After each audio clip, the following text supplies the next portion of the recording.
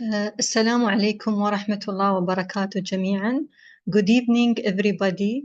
Thank you for joining us tonight and welcome in the Young Leader Forums session. The theme tonight will be navigation, bone health, and special scenarios. And we have 3 speakers, and there will be a question and answer session, and it will be ended by the survey symposium. We will start 7:30 and we will end 9:30. There is some housekeeping announcement before we start. Our webinar tonight is CME accredited by the Dubai Health Authority, so please don't forget to fill the evaluation form that will be sent at the end of the sessions. We are live streaming on the EDS YouTube channel, and the webinar will be available on demand for people who are unable to attend. Please don't forget to type your question in the question and answer box and mention the name of the speaker. For people who have technical support issue, there will be a WhatsApp technical support team. You can reach them through 971-56316-8898. And before we start, I would like to extend my thanks to Surveyor for their unlimited support and for sponsoring our webinar tonight. Without further delay, we will move to our first speaker, Dr. Budur Al-Imadi, Consultant Endocrinology, Dubai Hospital. She will talk about secondary hyperparathyroidism management from CKD to renal transplant. The floor is yours, Dr. Budur.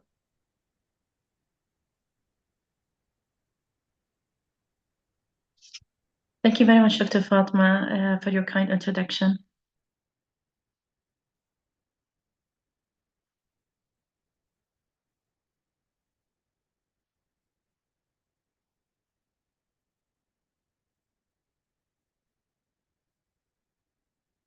Okay, so my talk tonight is secondary hyperpara management ranging from CKD to renal transplant. So these are the objectives that I will go throughout tonight. Definition of the secondary hyperpara and what are the PTH targets and what patterns we see in secondary hyperpara and what are the adverse consequences of the secondary hyperpara. Pharmacological management will go through in pre-dialysis and dialysis stages, and then we will go through the basics to understand why when we reach to a renal transplant patients, when do we need to go for parathyroidectomy, pre-transplant or post-transplant, and what's its association with graft function and survival of the patients. And then what are the surgical approaches used in parathyroidectomy and how to assess the effectiveness of parathyroidectomy intraoperatively, and the best way to measure the PTH value.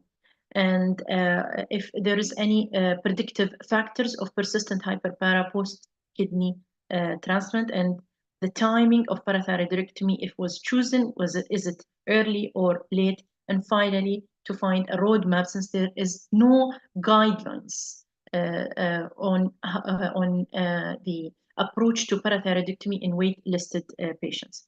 So the definition of secondary hyperpara is simple, is where the PTH is persistently, not a single value, persistently elevated above 65. If you are using the conventional units, usually most of the patients will be two-folds elevated, which is 150 and above. The onset starts at it can start when the GFR drops to less than 50% of its function. And almost all patients on dialysis will be having secondary hyperpara. Now, the PTH targets, you can see different associations have different targets. And when there are different associations having different targets, this tells you because there is no yet or high level, because of the absence of the high level of evidence. So in Japanese, their target 60 to 40, the KDIGO is 2 to 9 times, that is 130 to 600. That was in 2009. In 2000, the latest one, they have left it almost vague opened, and they said to look at the PTH, that's in 2017, to look at the trend rather than a specific value.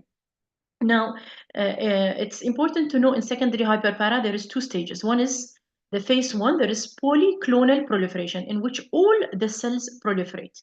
And this is the stage where it responds to the medical therapy. When it progresses to phase 2, there is monoclonal proliferation of the cells, and it presents in imaging. You will see it as nodular multiple nodules, or the whole gland becomes as a single nodule. Here, it is the time where there will be resistance to medical therapy because there will be down regulation of the receptors that we'll talk later. And this is a simple cartoon to illustrate the meaning of polyclonal proliferation. So you can see here, this is the polyclonal proliferation, multiple cells, then starts early nodularity. Then when it progresses to phase 2, that's monoclonal, you can see big adenomas, or the whole gland becomes like an adenoma. What are the complications if secondary hyperpara left untreated? I think majority of us know that it will cause osteodystrophy, deterioration in the bone quality, and increased fracture risk. It can cause vascular and tissue calcification, and it can cause a hypo-responsive anemia. Hyper-responsive anemia, the definition is when you have adequate iron stores and there is no blood loss, and you're giving an EPO injection, IM or IV, that is based on weight for at least 6 months, and still you don't see any response. And the reason that in persistent secondary hyperpara, either it causes direct toxicity to the bone marrow, RBC progenitors, or indirect via causing bone marrow fibrosis. So it depends. When the parathyroidectomy is done, it will reverse this. If the fibrosis is advanced, less chance the anemia will improve. Now, if we move to the management of secondary hyperpara in non-dialysis patients, it's important to understand the principles of management here to know when to go for parathyroidectomy. Hyperphosphatemia, when it is persistently above normal, diet restriction when you refer dietitian. If did not work despite diet, then phosphate binders. Hypocalcemia, if mild, avoid treating it. If mild and asymptomatic, like above 7.5, because you will induce the risk of hypercalcemia or a positive calcium phosphate balance that will lead to tissue calcifications. Vitamin D deficiency, as general population, you treat normally as the rest of the other population who do not have CKD, and never use vitamin D as if the stores are depleted to suppress the PTH. No. Now, if you use the first line management, that is the phosphate, and you address the calcium and vitamin D, and it is still high, you go to the second line, that is the calcitriol. In patient is still having persistently high PTH despite the previous measurements. What is the threshold? Usually not well defined, but it's your PTH is still above 2 to 3 folds above the level. And you start your second line is the calcitriol 0.25 3 times weekly. However, you have to be cautious when using calcitriol. If calcium above 9.5 or phosphate above 5.5, then you do not use the calcitriol. And otherwise, you yes, and in calcium mimetics, it is not recommended in non-dialysis patient because there is risk of inducing hypocalcemia when patient is not yet on dialysis. And this requires, when using cinacalcet in non-dialysis, a very close observation, the OPD, and this is not practical most of the time. If we go into dialysis patient, this is the same principles of non-dialysis patients. Most of the time you will be requiring calcitriol, the second line therapy, provided your phosphate below 5.5 and your calcium is below 9.5. If above these thresholds, then you go to the third line. That is the cinacalcet. Most of the time, or let's say 50% of the time, patient with severe hyperpara will not respond or will have inadequate response to calcitriol, and then you need to augment the treatment to the third line, that is the cinacalcet. And cinacalcet, there is risk of hypocalcemia, so if calcium below 8.5, you do not use it. You need a calcium level between 8.4 to 9.5. The nice thing about using the combination of the cinacalcet and calcitriol that you maintain a balance. Cinacalcet can push to hypocalcemia, calcitriol can push to hypercalcemia, so you are putting both together. It can help maintaining the balance. Now, if we go to the surgical, when to consider persistent hyperpara, and it's the time to go for parathyroidectomy. It varies among transplant centers because, as in the beginning said, that still there is no guideline and a road map for parathyroidectomy either in pre-transplant or post-transplant phase. Usually, when you have a PTH level high above the target, that's above 300, despite using the calcium mimetics and the presence of an enlarged gland, this is a very important predictive factor of persistent hyperpara. When you have an enlarged parathyroid gland, it tells you the patient have shifted from phase 1, the polyclonal proliferation, to phase 2, that is the monoclonal proliferation, where there is down in the monoclonal proliferation of the parathyroid gland, there is down regulation of the calcium sensing receptors and the vitamin D analog receptors. So that's why they become poorly responsive to the medications. Now, in many papers who have that reviewed the parathyroidectomy in the pre-transplant, they have proposed a plan that if PTH by itself above 800, that is sky high and way above the target of the PTH, this is generally an accepted criteria to go for parathyroidectomy. And this is especially when there is an imaging that tells you an enlarged gland. Now, another reasonable indication to go for parathyroidectomy in pre-transplant, when you have a range between 600 to 800, and you start to have also, it is supported by another, like clinically, patients starting to have manifestations of secondary hyperpara. That's the tissue or the vascular calcification, deterioration in the bone, or the EPO-resistant anemia clinically, or biochemically has progressed to tertiary hyperpara, that's the hypercalcemia along with the hyperphosphatemia, and the image always support this. Now, the third indication, or not the third indication, when it's considered reasonable, people in this paper, they said that without defining a specific value of PTH is considered reasonable to go to parathyroidectomy if failed medical therapy. Now, the presence of enlarged gland that weighs above 500 or its length is more than 1 centimeter, this is a phase 2 polyclonal proliferation that is likely to be resistant to medical therapy. Now, for any surgery, before going to surgery, you have to assure the medical compliance before labeling patient as resistant, because these medications are really notorious and sometimes it's out-of-pocket cost, especially the Cinacalcet. Then you have to check the patient is good and have adequate operative candidates, and you be realistic with your patient with the outcomes. Like some manifestation like pain, weakness, paralysis might not improve after the parathyroidectomy, and try to avoid going to parathyroidectomy in patient who is on dialysis but still have residual kidney function and passing urine, because here if you go to parathyroidectomy, it won't be as potent in relieving the hyperphosphatemia as compared to the residual kidney function. So try to avoid in this population. Total or subtotal, there is no consensus. In terms of complications and morbidity, it does not differ. Now, post-transplant, there might be persistent hyperpara. Persistent could be because of ongoing from a pre-existing previous CKD and still is ongoing, or it's de novo. De novo, it means a new formation of the second persistent hyperpara, and here it happens when the graft starts to malfunction. What are the indications for parathyroidectomy in post-transplant? There is predictive factors, in fact, even before the transplant, that tells you that this will persist. The dialysis vintage, the longer the dialysis that goes 6 years and above, here the secondary hyperpara unlikely to resolve. The higher the value of the PTH, not just above 300, like sky high readings, and persistently high calcium and the parathyroid gland. If I say from all those, the strongest predictors from different papers, the sky high PTH level, the presence of hypercalcemia pre-transplant, and the enlarged parathyroid glands. This all tells you are in the monoclonal phase of the parathyroid gland that is likely to be resistant to the therapy. And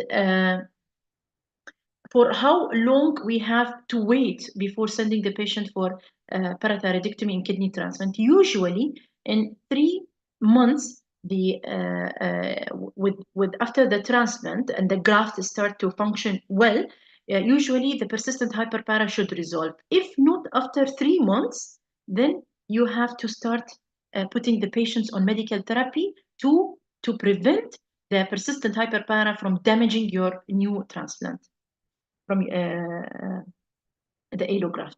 Now, the PTH post-transplant, is there a safe level to say what is the PTH or what is the cutoff to say persistent hyper-PTH or what's the ideal timing? There is no such consensus on such, but the practice among nephrologists that they wait up to 12 months after the transplant to label the patient as persistent hyperpara.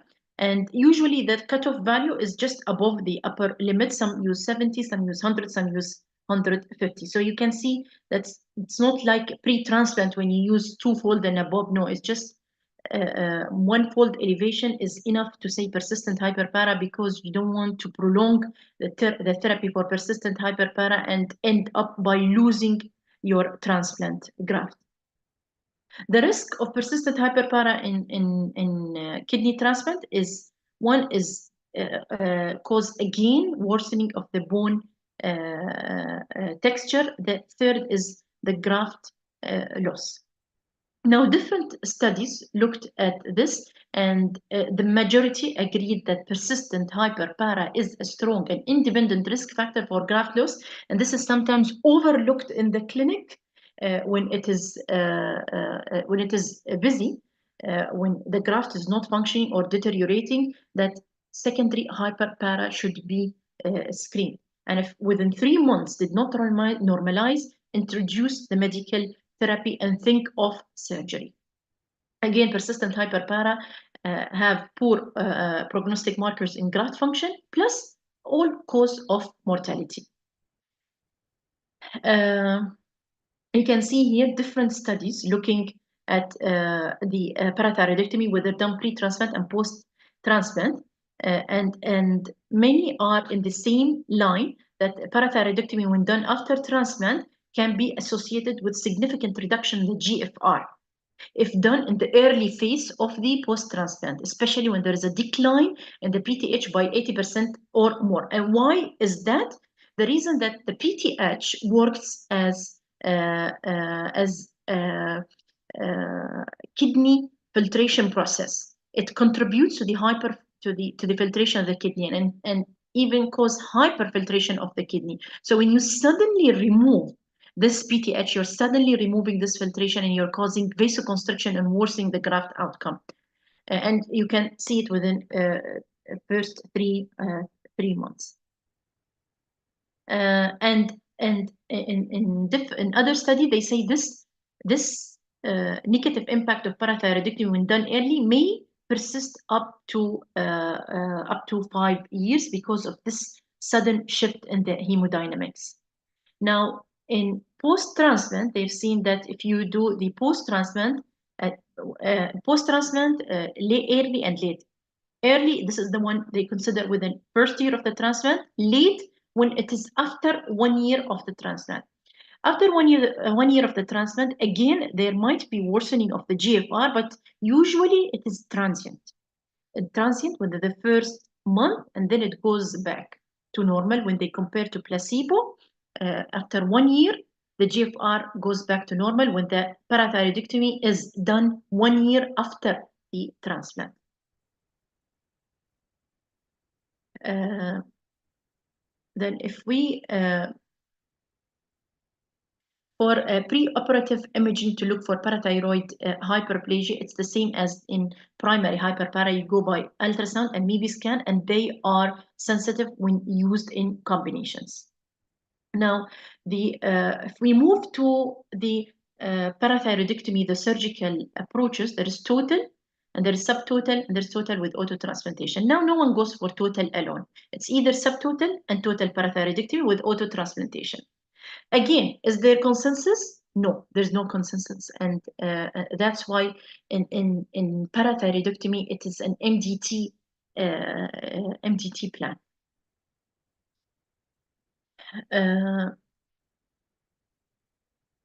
Usually, the centers varies among the practice of going of subtotal or total, but if they go for post-transplant, they go for subtotal. If it required after the transplant, they go for subtotal, and the reason that with the graft start to function, it will contribute to normalization or reducing the severity of persistent hyperpara. So they post-transplant, they go for subtotal. Pre-transplant can go for total with auto-transplantation. The auto-transplantation, there are two approaches. One, that they fragment the tissue. The tissue is fragmented. And the second is the tissue is not fragmented. The parathyroid gland is mobilized outside the neck, anterior to the strap muscles, and they put a clip on this parathyroid gland, and they maintain its original supply. So a patient, in case went to surgical hypopara post-op, they mobilize the gland back into the neck.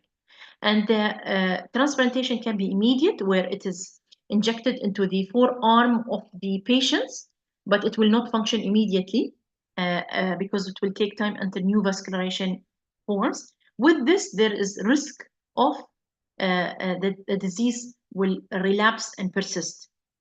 Another approach is cryopreservation, where it's kept in the fridge and can be freezed or stored up to 5 years in the fridge. And in case patient developed hypopara, it can be reimplanted. So both approaches are available. Now, how to assess intraoperatively? This is for the surgeons, the success of the of the parathyroidectomy. The criteria that they use is the reduction of the intraoperative PTH. You measure the PTH intraoperatively, and then 10 to 30 minutes post removal of the parathyroidectomy. If there is a drop of 60 to 70%, then this is correlated with a good resolution of the hyperpara. We don't the Miami criteria that is used, the 50% reduction in PTH that is used in primary hyperpara, does not work in secondary hyperpara in the context of CKD. It doesn't predict the resolution of the hyperpara. So the criteria that is used, that is 60 to 70% drop. But does it predict that patient might develop post-operatively hypopara? No, at all. And how to measure, to define what's the exact value of the PTH in the, that's part of the pre-transplant workup, that they stop the cinacalcet in 2 to 4 weeks. And if the PTH level was above 1,000 without the use of calcium mimetics, or 500 with the use of calcium mimetic, this is a very sky-high value that tells you there is a risk of persistent hyperpara after the transplant of the kidney. So it's better to remove the parathyroid prior to transplant to prevent damage to your precious transplanted kidney. And it's usually would be associated most of the time with enlarged glands. Okay. Now, so this all this tells us that there is a significant correlation between the PTH and the GFR. In mild cases of secondary hyperpara, you don't need to go for parathyroidectomy, because restoration of the normal GFR will result in resolving of the secondary hyperpara in mild cases. But saying that, still post-transplant, significant number of patients will still have secondary hyperpara in the first year, and will continue to have at 5 years at 20% of the patients. Hypercalcemia per se itself is also closely associated with as a strong predictive factor of persistent hyperpara in post-transplant. That's why the strongest predictive factors, if we take it all in constellation for risk of persistent hyperpara post-kidney transplant, is the sky-high PTH values, the hypercalcemia, and the presence of the enlarged parathyroid gland on the imaging. And this all tells you that the patient has shifted its parathyroid from the polyclonal phase to the monoclonal phase. And that's why it's important to understand the basics of the secondary hyperpara in the context of the CKD. Now, why persistent hyperpara can lead to deterioration of the allograft. There are three mechanisms that can lead. One is the hypercalcemia. Even without the presence of hypercalcemia, the positive calcium balance lead to ongoing deposition of calcium in the parenchyma and the interstitial of the kidney and will lead to damage. Second, the hypercalcemia lead to vascular calcification and vasoconstriction and reduce the blood flow. Third is the hyperfiltration injury. The PTH, the high PTH cause hyperfiltration injury, and this is because the PTH cause afferent vasodilatation and afferent vasoconstrictions. Now, the debate comes that is pre-transplant parathyroidectomy is inappropriate or this is an excessive treatment. There was a survey done in 2018 distributed among the related specialties to see if about the physician indication to go for parathyroidectomy. And when they give this survey and they asked if PTH above 800 would be an indication for parathyroidectomy, more than 2/3 did not consider a PTH more than 800 to go for parathyroidectomy. Only 5% of those who treat the secondary hyperpara in the context of the CKD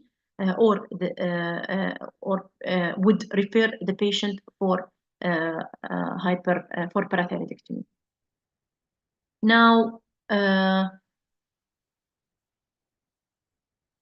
if pre-transplant is more superior to post-transplant parathyroidectomy, the reason that some authorities think that pre-transplant better to go for pre-transplant parathyroidectomy, one is to protect the allograft from the metabolic derangement. Second, because if you go at the immediate post-transplant parathyroidectomy, you're going to remove the PTH. With the 80% decline in the PTH, you will cause hemodynamic fluctuation, and you're removing the PTH that contributes to the filtration of the kidney. And the second, if you leave the third reason that if you leave the hyperpara until the transplant stage, that it will contribute to calcium deposition in this transplant. That's the people who prefer to go for pre-transplant.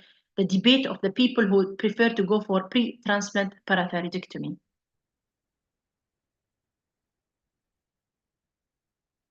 The other authority who have doubts about about the necessity of pre-transplant parathyroidectomy, they say that spontaneous regression of secondary hyperpara can happen after the kidney transplant. That you get the allograft functioning, and the secondary hyperpara will regress. That's correct, but this is only in mild cases. The other debate that even if hyperpara persisted in the kidney transplant, we are in the era of the calcium mimetics that can act on behalf of the parathyroidectomy and restore the PTH. Yes, this is also correct, but the patient and should be combined decision because calcium mimetic, the cinacalcet, is extremely expensive, and the people who prefers to wait for after the kidney transplant, they are worried that if you go for pre-transplant, there is always risk of surgical hypopara. Now, that's why you look at the case you assess the case as a whole. You look at the fact if there are multiple factors that tells you that patient will have persistent hyperpara after transplant. So you would go for the parathyroidectomy and protect this allograft from deterioration from the ongoing effect of the secondary hyperpara. So the sky high PTH, like 600, 800, 1000, this is unlikely going to regress. So don't lose your graft. Second, the longer gives you a clue, the longer history of the dialysis, the presence of a parathyroid gland enlarged, the multiple nodules that is enlarged, the whole gland looks as a nodular, this is unlikely to regress. And failed medical therapy also. So we have already went through this one. any level above 300, the higher the level, the more likely it will persist. The dialysis vintage that goes 6 years and above, it's also a high possibility that there is that parathyroid gland autonomy has established, and the size of the parathyroid gland, the bigger the diameter of the gland that exceeds 1 centimeter or the weight above 500 is unlikely to regress. However, if the gland weighs less than 150, it might regress. So this is the current practice in the transplant centers to go when to go for parathyroidectomy in post-transplant. It converted to tertiary hyperpara where you see persistent hypercalcemia, or clinically patient is having worsening of the vascular calcifications, or you have a uremic and vascular and coronary artery calcifications. Third, by radiology, enlarged parathyroid gland on imaging, then you don't have an explanation for the deterioration of your allograft function, and as in pre-transplant, progressive deterioration of the bone mineral density. That's why if you decided to postpone the parathyroidectomy and watch post-transplant, there should be a close monitoring, especially in the first year in those patients who have the transplant and still have persistent hyperpara. And here the same, that literature have reviewed the effect of allograft, that if done early in the first year of post-transplant, it can lead to allograft decline, and that can persist beyond 1 year, and in some patients can persist even up to 5 years. And the decline, you can see it, that is significant, more than 25% decline in the kidney function. And usually when patients go to transplant, if the secondary hyperpara will resolve with the resolution, or when the graft start to function, usually you will see it within 3 months. And if did not, usually you will see the calcium start to trend up after a week from the transplant. So I think we have gone through this slide among the authorities who would like to go for pre-transplant before and after, because there is no still consensus and guidelines on such, but you have to weigh the overall. If you have multiple risk factors, that tells you the patient would have persistent hyperpara. So people who favors to go for late after the transplant hyperpara, that they say that they want to maintain the PTH in the early phase of the transplant to maintain the glomerular filtrations. And parathyroidectomy in the first phase, for this reason, will lead to if removed, will lead to deterioration in the GFR. People who favors early, they say because the chronic exposure of the high PTH, ongoing exposure of high PTH and calcium and phosphate will start to deposit in the parenchyma, and this is an irreversible process. Few scenarios you have to go for parathyroidectomy post-transplant in the early phase, like in the first 3 months, if you have progressive and severe and non-resolving. And what's the definition of this?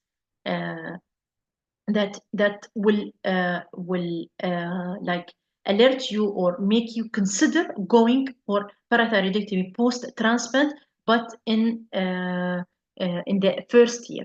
Persistent means you are having a PTH level above 130 at 3 months post-transplant, where you expect a recovery of the secondary hyperpara. Severe, where you have ongoing severe hypercalcemia crossing 11.5, so you're worried now of this calcium deposit in the parenchyma of the new transplanted kidney and cause a damage by the end of the 1 year. So you may consider parathyroidectomy early if you have these two factors. And if you consider parathyroidectomy post-transplant, go for limited, because as you know, with the graft function, it will partially help in resolving the secondary hyperpara.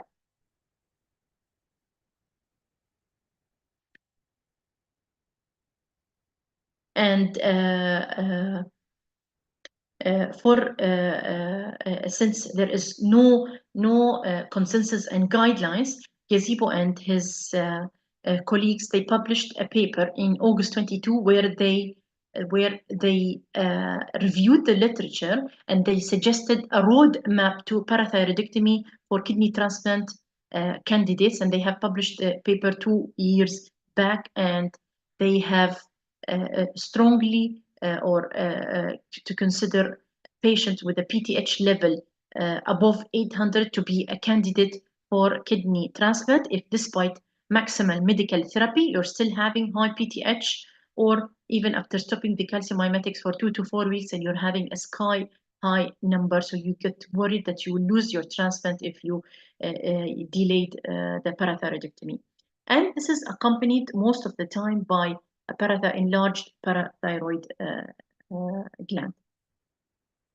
So this is a diagram of when to go for parathyroidectomy, failed medical therapy. Once we are saying failed medical therapy, the standard therapy, then the second line, that's the calcitriol, and the third line, the calcium mimetics and the phosphate binders with the diet. Then you consider referring to surgery when you're having a persistently sky-high level that is 800 and above, and especially if you're having multiple other factors that clinically deterioration in the bone quality and vascular tissue calcification and the EPO-resistant anemia, because this will be an independent risk factors for the loss of the transplant. Then you have your supportive images, ultrasound, and the MEB scan or the SPECT-CT. If all this scenario in a constellation, you're having multiple factors, so strongly consider the patient to be referred after an MDT discussion to parathyroidectomy. And the KDIGO do address and understand that this is an area in secondary hyperpara that is not yet fully addressed in the guidelines, and have to reach to a consensus for transplant centers. That's my last slide, and thank you for listening to my presentation. I'm done, Dr. Fatma. Thank you, Dr. Budur. Thank you for the informative session, Dr. Budur. Thank you, Dr. Fatma. Thank you for the informative session, Dr. Budur. We will move now to our second speaker.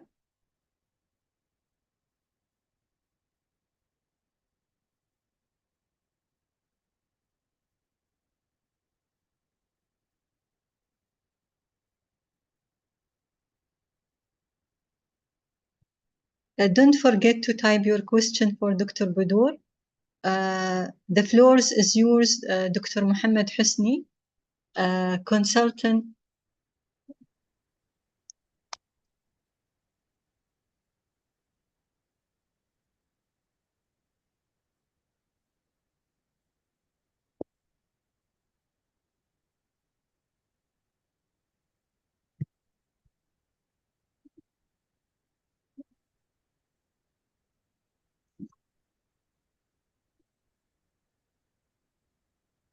Dr. Mohammed Husni is a pediatric endocrinology fellow from Al Jalila Hospital.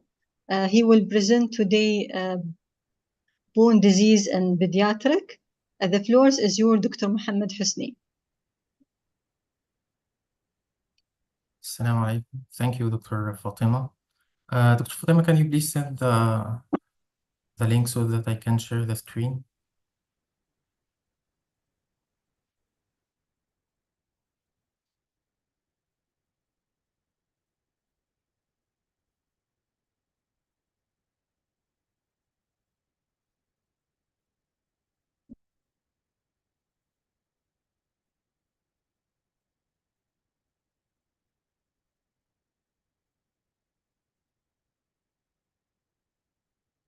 Fatima, can you please send the link so that I can share the screen, please?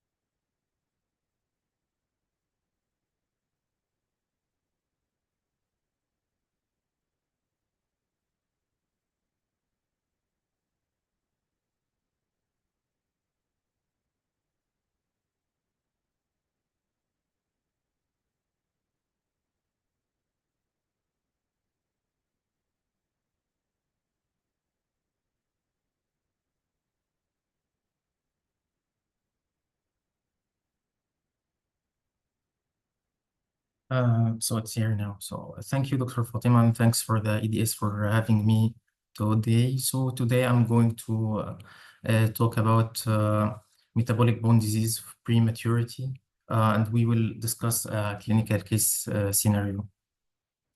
So we are going to discuss an introduction about metabolic bone disease prematurity, the usual practice in diagnosis of metabolic bone disease, the long-term consequences, and the current practices. We will have a short case discussion, and we will then discuss the management and prevention of metabolic bone disease. So metabolic bone disease of prematurity is the undermineralization of the skeleton of a preterm infant. And this actually occurs due to multiple factors that we will discuss in the coming slides. Usually, metabolic bone disease of prematurity was referred to in the literature as either rickets of prematurity or osteopenia of prematurity. But those two conditions can coexist together at the same time. So now the preferred terminology is metabolic bone disease of prematurity. So speaking of the risk factors and their mechanisms and the metabolic bone disease of prematurity, of course, the first risk factor is prematurity. So to understand why the preterm is at a very high risk of the metabolic bone disease, we need to know that the bone mineral accretion in the fetal life in the last 6 weeks of pregnancy reaches its maximum. So at the 36 week, the calcium accretion reaches 130 milligram per kg per day, and the phosphate accretion reaches 70 milligram per kg per day. And actually, 18% of the fetal bone mineralization occurs between the 28th and the 40th week of gestation. So we can imagine the defect of mineralization that a preterm who was delivered 26 week or 27 week will have. So another very important risk factors for preterms is that a large number of preterms will need parenteral nutrition. And as we see in this systematic review, the longer the duration of the parenteral nutrition, the lower the bone mineral content in the preterm. And usually, the total parenteral nutrition allows a specific amount of phosphate and calcium to avoid precipitation. And this, as it goes longer, it ends to the result that there is a lower levels of calcium and phosphates. Another important risk factor is postnatal embolization. We all know that the fetus in uterus tends to kick and move. And this mechanical stress actually is a stimulus for the growth of his bones. But unfortunately, if he was delivered as a preterm, he's usually wrapped inside the incubator. So the lesser the movement, the lesser the mechanical stress, and the lesser the strength of his bone. Another risk factors is medications that are usually can be given to preterms. For example, glucocorticoids, like in cases of bronchopulmonary dysplasia and other diseases, will cause less minerals absorption, and it has a direct demineralizing effect on the preterm skeleton. Also, diuretic therapy in cases of bronchopulmonary dysplasia can be associated with loss of calcium in the urine and further demineralization. Another important risk factor for the skeleton of the preterm is that he loses a very important source of estrogen, which is a placental supply of estrogen. And this loss of estrogen supply leads to stimulation of the osteoclast, which again will cause the same problem. Other diseases as necrotizing enterocolitis, again, it will be associated with prolonged total parenteral nutrition. And as we discussed, total parenteral nutrition, the longer the duration, the lower the mineral content. So what is the presentation of the metabolic bone disease of prematurity? Metabolic bone disease of prematurity usually have few symptoms and signs, and that they appear late in the disease process. Usually the initial suggestion of a problem is biochemical, and usually it is elevated serum alkaline phosphatase. And also metabolic bone disease of prematurity has characteristic radiological findings that we will discuss in the coming slides. In some situations, severe metabolic bone disease of prematurity will lead to deformities of the chest wall, decreasing its compliance and leading to respiratory difficulties. So as we can observe, there is not a lot of clinical features that allow early identification of the disease, and usually the suggestion is accidentally by elevated biochemical markers or by the radiological findings. We can see in this radiograph the radiological features of the metabolic bone disease. So here we can see the preosteal reaction, and this preosteal reaction is a sign of secondary hyperparathyroidism. Also here we can see the widening and fraying of the metaphyses that we usually see in rickets. And here the bone appears osteopenic. And again, this is why it is not preferred to give the terminology of rickets of prematurity or osteopenia of prematurity, because actually they are two findings that can coexist. And eventually, this can end up in fragility fracture of the preterm bones. And this is not the only effect of metabolic bone disease of prematurity. Metabolic bone disease of prematurity, actually, it's suggested that it has long-term consequences. So in this study, this was a positive correlation between the elevated alkaline phosphatase and the length of the neonate and the infant at 9 months of age and 18 months of age. Even the same correlation was observed up to 9 and 12 years, meaning that there may be a relation between metabolic bone disease of prematurity and the height of children at 9 and 12 years of age. However, the direct clinical impact of the disease on the fracture incidence in childhood or adulthood is not established. So what are the current practices in the management of metabolic bone disease of prematurity? Actually, as we mentioned, usually the screening of metabolic bone disease of prematurity is dependent on the raised alkaline phosphatase. And the usual interference is by phosphate supplementation and by the addition of active vitamin B analogs. And this we will discuss because there is actually another approach for treatment that we will discover during the discussion of the clinical case scenario we are about to discuss. So we will discuss a case that was seen in our hospital. A child who was 2 months old. He was an extreme preterm, born at 25th week of gestation. He was diagnosed of having short gut syndrome and maintained on total parenteral nutrition and kept MPO. So this child was observed to have very high levels of alkaline phosphatase, and then the further bone profile analysis was done, showing a very elevated parathyroid hormone level, just a normal level of calcium, and a low level of vitamin D, and a low level of phosphate. So the treatment that was given to this child, and it is very clearly understandable that the treatment was aiming to correct the hypophosphatemia. So he was maintained of phosphate supplementation, 3 millimole per kg per day. And the calcium was also supplied in a lesser concentration of 0.25 to 1 millimole per kg per day. Alpha-calcidol, which is an active analog of vitamin D, was added in a dose of 2 drops per day, and he was not on other forms of vitamin D. So this patient had hypophosphatemia and elevated parathyroid hormone, and for clear reasons, the treating team started giving phosphate supplementation, aiming to improve his phosphate levels.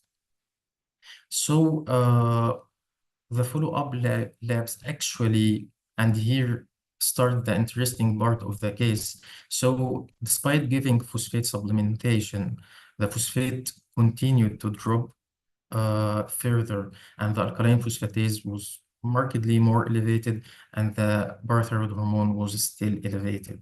So now we are giving phosphate supplementation to a preterm who is having hypophosphatemia and elevated alkaline phosphatase and PTH, but for some reason the phosphate is dropping more, and the alkaline phosphatase and the PTH is elevated. And if I was able to hear the audience, I would like to know their explanation. So to actually follow with the patient, this was his X-ray, which was done for screening. There was a fracture in the upper end of his ulna.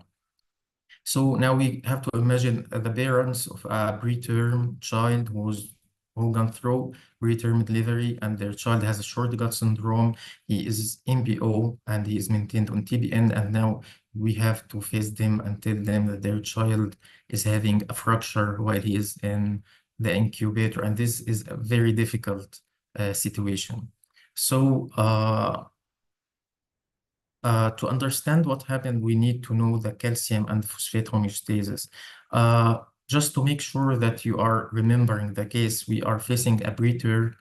He had hypophosphatemia and in a raised level of PTH and alkaline phosphatase. He was given phosphate supplementation, and his biochemical profile started and continued to become worse, and he developed a fragility fracture. So to understand what we need to do as a further interference, and to understand why did his labs deteriorate, we need to understand the calcium and phosphate homeostasis. And this is actually the most important slide in the presentation, and it's actually the main goal of the presentation, is that to understand calcium and phosphate homeostasis. So what happens is in the scenario of a preterm who have calcium deficiency and vitamin D deficiency, what happens is the decrease of the extracellular fluid ionized calcium.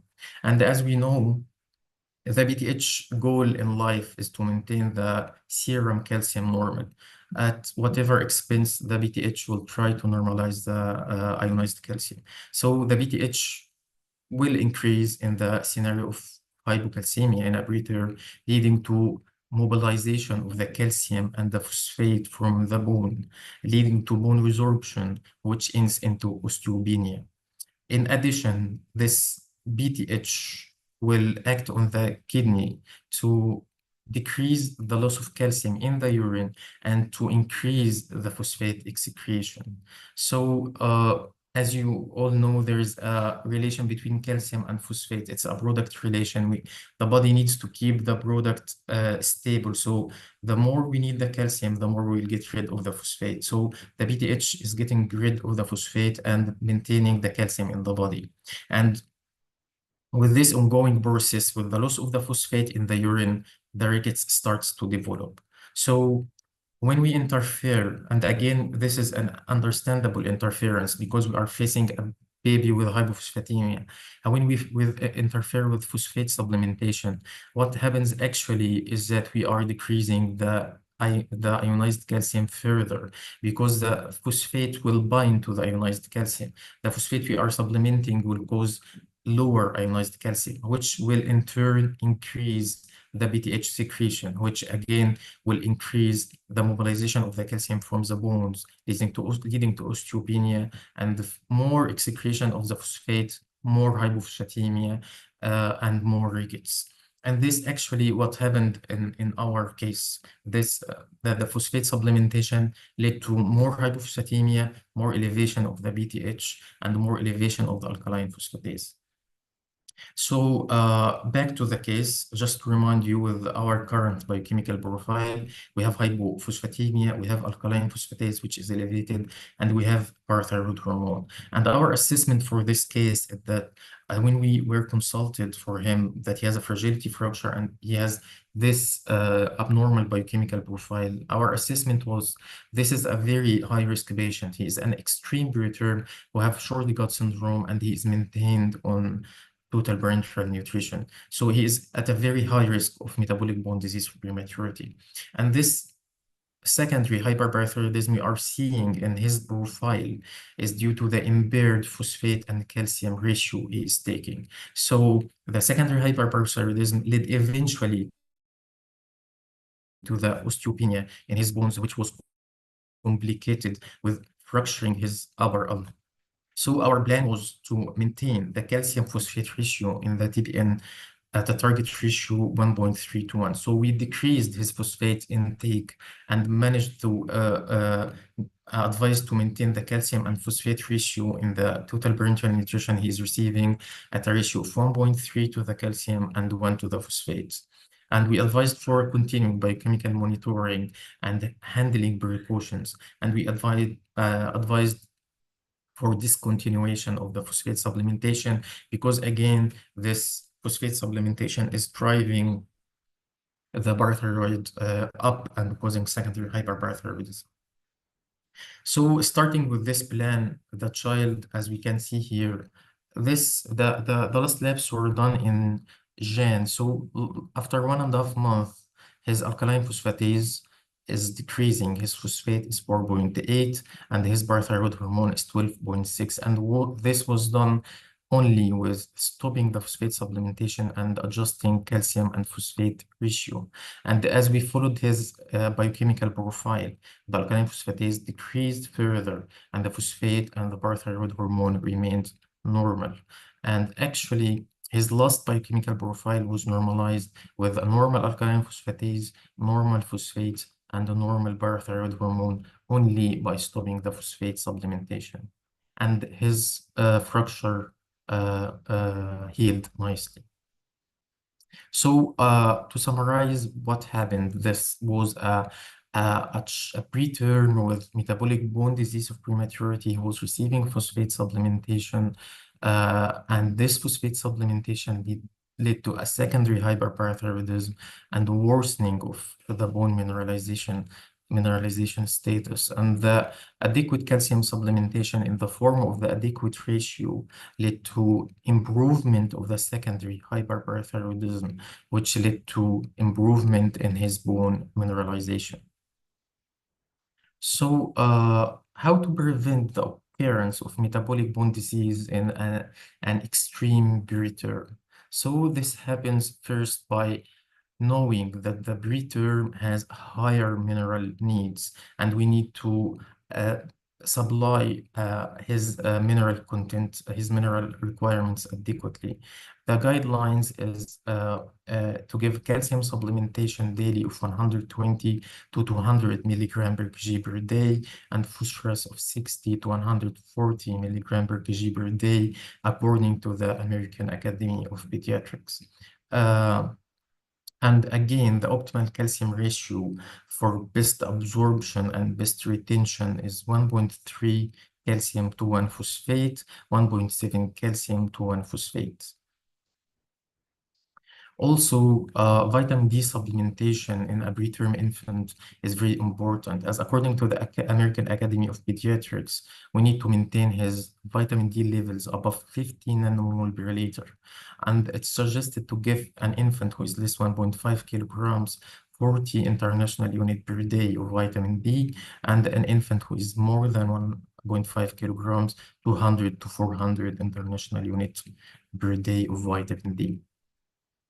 And we need to monitor the biochemical profile of a preterm. So metabolic bone disease prematurity usually starts between the 3rd and the 12th week of age. So we should commence monitoring starting from the 2nd week of age.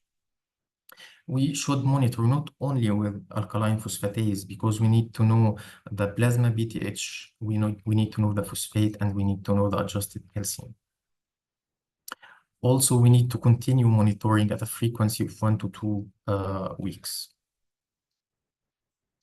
A very important note, and this is actually, you will hear me repeating this again and again, because remember, we are trying to prevent a fracture in a preterm infant whose parents and whose family has gone through a very difficult situation. So again, there is no evidence that routine supplementation of oral phosphate in a preterm is actually beneficial to the preterm. Actually, it is completely the opposite, because the phosphate supplementation, as we discussed before, will increase the risk of secondary hyperparathyroidism. And as we should understand by now, the secondary hyperparathyroidism is the actual key factor behind the metabolic bone disease of prematurity. So this is very important to remember when treating a preterm, that he does not need routine supplementation of oral phosphates. So what are the best investigations for metabolic bone disease of prematurity? Usually alkaline phosphatase, as we mentioned earlier, is the most widely used biomarker for evaluation of this disease. But studies actually showed that BTH has much more sensitivity and a roughly equal specificity in the diagnosis of metabolic bone disease of prematurity when compared to alkaline phosphatase. Furthermore, when we combine the low serum phosphate with an elevated BTH level, we get 100% sensitivity and 94% specificity in identifying metabolic bone disease of prematurity. So combining phosphate and BTH actually is very sensitive and specific in the diagnosis of metabolic bone disease of prematurity. Other investigations that are usually done are the urinary calcium and the phosphate excretion. And this is actually not very helpful, because the urinary calcium and phosphate excretion tend to be variable in the preterm, and they are usually affected by medications that usually the preterm is having, like diuretics. And again, the radiological features like the osteopenia and rickets and signs of secondary hyperparathyroidism can be found and can be seen in the radiographs of the child, but they are not the only sign that we should depend on while diagnosing. So what is actually the best treatment for metabolic bone disease of prematurity? So when we face a situation where we have a raised or suspected child of prematurity, of metabolic bone disease of prematurity, we are assessing, as we agreed, the alkaline phosphatase, the phosphate, and the BTH. So when we have a raised alkaline phosphatase and a low phosphate and a normal or raised BTH, this will come later, we need to measure the vitamin D. And we need to ensure first that the milk feeds are tolerated and that the preterm is having either parenteral or fortified expressed milk formula in the adequate calcium and phosphate ratio. Then, after measuring the vitamin D and maintaining the adequate ratio, we will move further according to the BTH level. So if we have a raised BTH, this is more likely to be due to calcium or vitamin D deficiency. And in this situation, we will start calcium supplementation, and we will optimize the vitamin D supplementation as we discussed before, according to the American Academy of Pediatrics guidelines. And if we are giving phosphate supplementation, it should be stopped. And again, the calcium and phosphate ratio, either enteral or parenteral, should be optimized in a ratio ranging from 1.3 to 1 to 1.7 to 1. And in the situation of normal PTH, this is more likely to be a phosphate deficiency. And in the phosphate deficiency, we can consider phosphate supplementation. But even in the phosphate deficiency, we have to ensure that the calcium phosphate ratio is adequate. And then we will continue monitoring, as we discussed, using the biochemical profiles, PTH, alkaline phosphatase, calcium, and phosphate.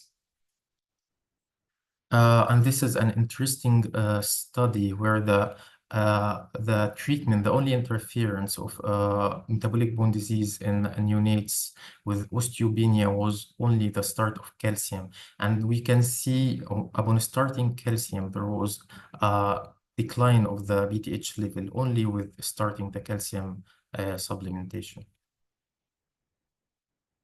So finishing this presentation, there are only a few points that we need to take with us from this presentation. The first point is that the PTH measurement is the key in identifying the cause and the further treatment of metabolic bone disease of prematurity, and that again and again, the phosphate supplementation alone is not advised, and it actually leads to the secondary hyperparathyroidism, which eventually will lead to worsening of the metabolic bone disease.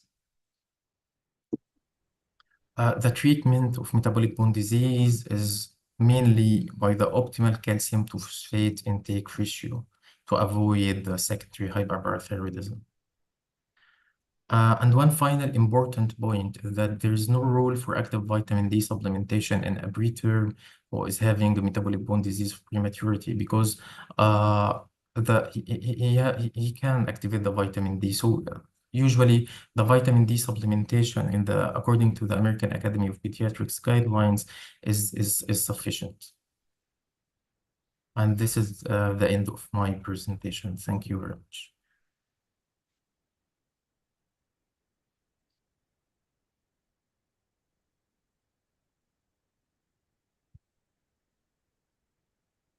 Thank you very much, Dr. Mohammed Husni, for the informative and excellent session.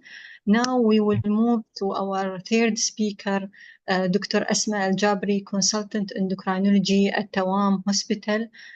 She will talk about osteoporosis and special population. The floor is yours, Dr. Asma. Please share your screen. Thank you, Dr. Fatma, for the kind introduction. Thank you for the previous speakers for their presentations. Today, I'm going to cover osteoporosis and special population. So there are much to cover in this lecture, and I hope that I will cover everything. So disclosure, I don't have any actual or potential conflict of interest in relation to this presentation. The objectives for tonight is going to be talking about the osteoporosis and special populations, and I tried in my presentation to cover four most common population. So we'll talk about diabetes and bone health, bariatric surgery and bone health, glucocorticoid-induced osteoporosis, and breast cancer and bone health. So let's start with diabetes and bone health. We'll start with the case. 78-year-old woman was referred to my clinic for management of non-healing metatarsal fracture. She's having diabetes type 2 for many years. Her hemoglobin A1C 8% on metformin, dapagliflozin, BID, and pioglitazone 30 milligram daily. She's having hypertension, which is controlled on treatment, hyperlipidemia on statin, and her LDL at target. BMI is 35. She's obese, and she's having severe osteoarthritis. DIXA scan showed that her T-score is -2.2. So when I saw this patient, the question now that the patient is having non-healing metatarsal fracture, which is not considered one of the axial bone fracture. It's a peripheral bone. And her T-score was on osteopenic range. So the question is what to do with this patient next. So to answer this question and how will I manage this patient, I considered all her comorbidities before taking any decision. So she's diabetic, and we know that diabetes reducing the bone turnover, it increased the urinary calcium loss, and it affects the bone health through advanced glycation and end product accumulation in the collagen, and increase the cortical porosity and the vitamin D deficiency. And there are also a couple of mechanisms in which that diabetes is affecting the bone health and increase the bone loss. The most important is the hyperglycemia and impaired insulin signaling, which affect the homeostasis and causing dysregulation, leading to impaired bone formation and quality, and increase the osteoclast formation, leading to increased osteoclastic activity in patients with diabetes, and more resorption occurs. So it is not only suppressing the formation, but it increases also the osteoclast activity and resorption. So the net effect is greater fracture risk, especially when the patient is having also the complication of diabetes like peripheral neuropathy, autonomic neuropathy, and hypoglycemia. So then the question, so now we went through the pathophysiology and how the diabetes is affecting the bone health. So do the diabetic patient fracture more often than patients without diabetes? There was a study published in JAMA in 2011, and it showed that although the patients with type 2 diabetes, they're having a higher bone mass density, but it was found that they're having increased risk of a fracture. And the fracture risk is higher on those with diabetes than without diabetes for any given T-score.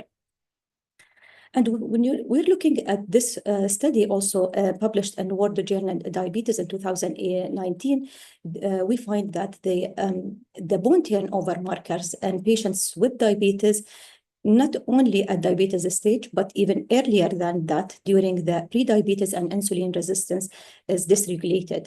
CTX, I'll talk about CTX, for example, the bone resorption marker, it goes significantly down in diabetic patients with type 2 and also in a pre-diabetes stage. And the P1NP as a marker of bone formation, it is going down in both in pre-diabetes and type 2 diabetes. Alkaline phosphatase as a bone formation, it goes higher in type 2, but we don't know how it with the pre-diabetes stage. And in that study, there we're looking at the related bone disease based on the type of diabetes and the pre-diabetes. So they found that the fracture risk increased in patients with type 2, 3 to 6 times higher. And in type 1, 1.2 to 3 times higher than general population.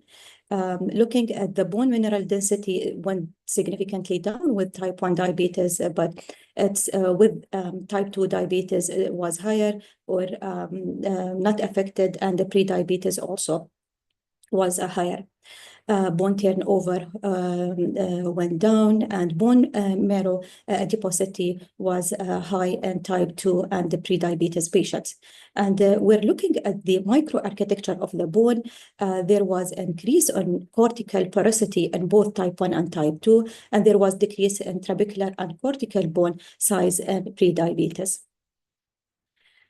Type 1 diabetes, and in previous table, we found that they're having a very high risk of a fracture. And there is a study which was published in Diabetes Care. It was done, and it is based on a UK cohort study with more than 300,000 participants monitored for about 1.9 million person a year. And for patients with type 1 diabetes, they found that there's an increased risk of a fracture, and that begins very early in life for all types of a fracture. And for example, here, the age of type of diabetes and years of fracture per year, and you can see that the risk was already high at early age, then increased significantly by going higher in age. And not only in type 1, but also there was a meta-analysis review for patients with type 2 and their risk of a fracture. And this meta-analysis from different studies showed that there is an increased risk of type 2 diabetes patients with a fracture. And here, for example, all these studies and the site of a fracture, which was higher, for example, most of these showing that the hip fracture is higher in type 2 diabetes. What about the glycemic control and the risk of a fracture? And this study was done in Taiwan, and it is based on more than 220,000 patients in Taiwan National Diabetes Case Management Program, and they found that the higher glycemic index, the higher risk of a fracture. And for example, this is indicating that the HbA1c more than 10, and you can see that they're having the highest stress. And patients, when they're having a lower glycemic index, they're having a lower risk for fracture. And looking at the true versus the predicted risk factor, and most of us, we know that we're using a DEXA scan or FRAX to assess the patient risk or estimated risk of a fracture. And this study, which was published in Diabetes Metabolism Syndrome and Obesity 2019, showed that there is underestimation of the risk of a fracture in patients with diabetes when we're using the BMD by DEXA or FRAX. And their actual risk is very high. So looking at this and knowing that there is underestimation of the risk by the modality which we're using in our daily practice, and knowing that the patients are having a very high risk, the question is, are there any strategies to better predict the fracture on those patients with diabetes? One of the tools which would improve our assessment in patients with diabetes when we're assessing the risk of a fracture is using the trabecular bone score, which is a software used as an independent risk factor for a fracture, assessing the microarchitecture of the bone, which means the quality of the bone. And to give you an example, that this is a BMD done by DEXA scan for patient number 1, and this is the BMD of patients done for patients number 2, and you can see the BMD almost the same. But when we use the software, the TBS software, looking at the TBS here, you find that the TBS is 1.4 for the patient's type number 1 and 1.2 for the second patient. And look at the illustration of the bone. And this is practically what the TBS is assessing, the microarchitecture. And though the BMD was normal, and here the illustration is well-structured trabecular bone, but the second patient is having altered trabecular bone. So the TBS in this patient's less than 1.25, indicating that the patient is having degraded bone, a trabecular bone score, and a TBS of 1.4 has a normal TBS.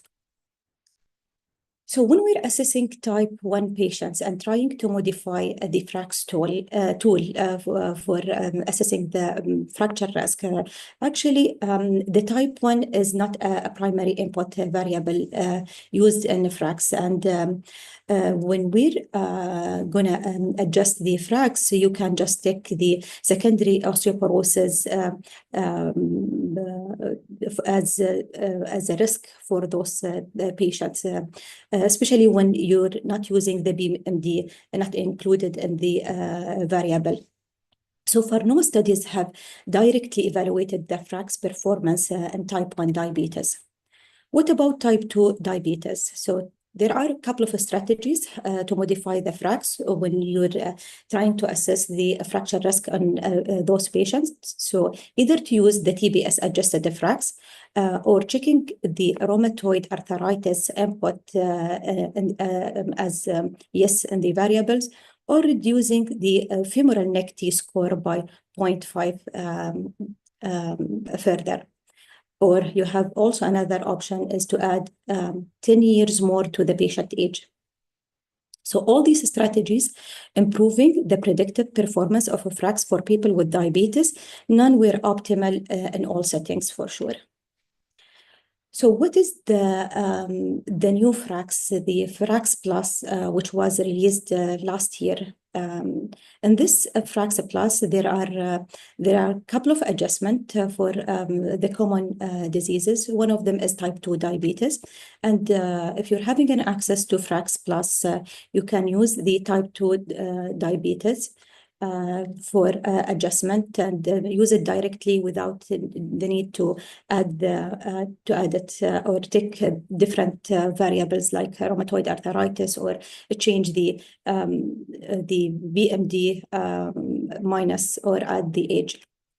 But you need to bear in mind that it's clearly stated on the FRAX Plus that this version is undergoing public testing, and they're not really recommended that it's not used in clinical purposes. So you still need to rely on clinical judgment and other clinical data and biochemical parameters when you're assessing your patients.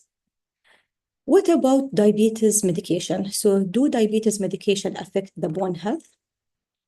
So we know that one of the important medication is TZD, which stimulate the nuclear receptor, PPAR gamma. And the benefit of this medication is to enhance insulin sensitivity.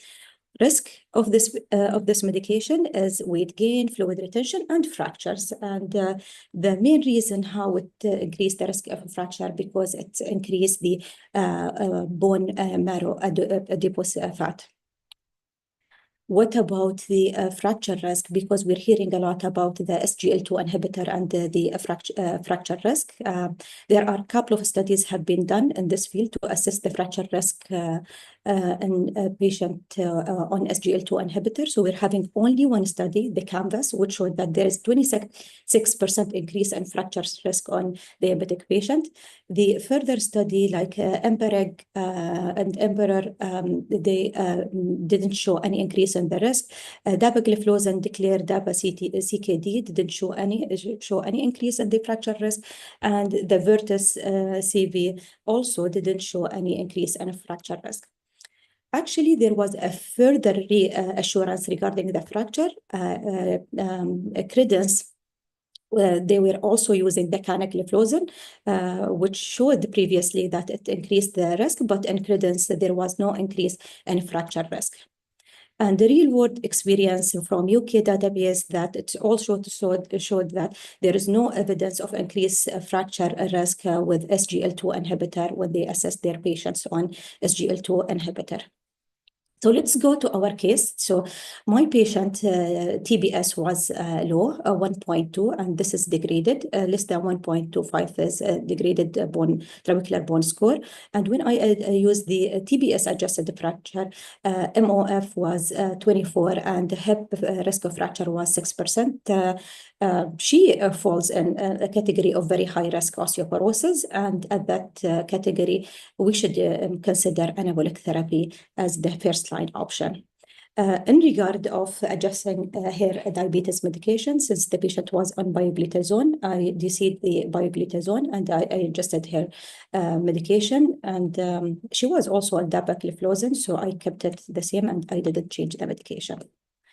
So going to the next category or next population, now I'm going to talk about bariatric surgery and bone health. So my case is a 21-year-old man with history of obesity. His highest weight as an adult is 133 in 2010. Lowest weight as an adult was 76 kg in 2023.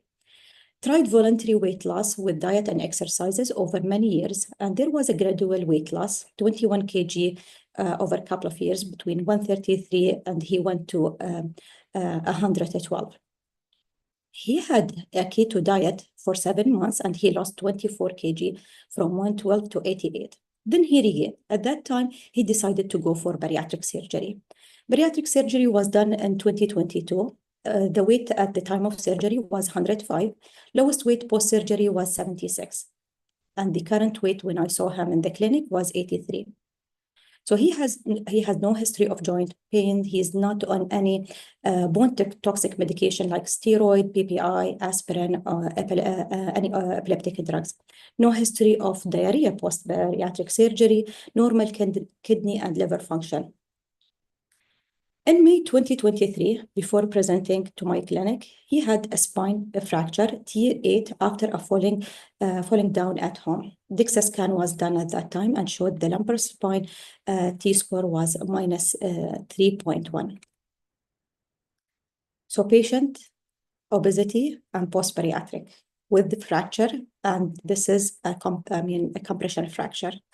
How to treat these patients? Before going to how I will manage these patients, let's talk briefly about obesity and fracture. So high BMI is associated with a high BMD and a protection against the fracture. And this is what we all know since medical school. But the protected effect of higher BMI may disappear in a frank obesity, especially when the patient is really gaining significant weight. And this is for a couple of reasons. If the patient is having mechanical and due to difficulty in mobility. Weight loss, even voluntary, not only surgical, is associated with a loss of bone mass and increased risk of a fracture. And that due to a couple of mechanisms. When the patient is losing weight, that will lead to a decrease in mechanical loading on the bone. And the post-bariatric surgery patients, they're going to have also nutritional factors like malabsorption, decrease in vitamin D, calcium, especially early after surgery due to difficulty of swallowing or intake or diarrhea, and also affecting the absorption of calcium and vitamin D. Hormonal changes also occur on those patients, like a decrease in estradiol level due to decrease of the fat mass, loss of muscle mass due to decrease in protein, especially if the patient is having diarrhea, and due to malabsorption of a protein. And there will be a change in marrow fat on those patients. So I'm here presenting a data from Anne Scheffer group. They were studying the effect of gastric bypass on bone mass. And in this study, they were studying the patients for 1 year. They did the bone turnover marker and DEXA studying the BMD of the patient and volumetric CT to study the volume of their bone at the baseline 6 months and 12 months. So in this study, which was published in the Journal of Bone Mineral Research, showed that the bone turnover markers actually increased significantly early after the surgery. And postmenopausal women experienced the worst BMD declines when they compared to other category of the patients.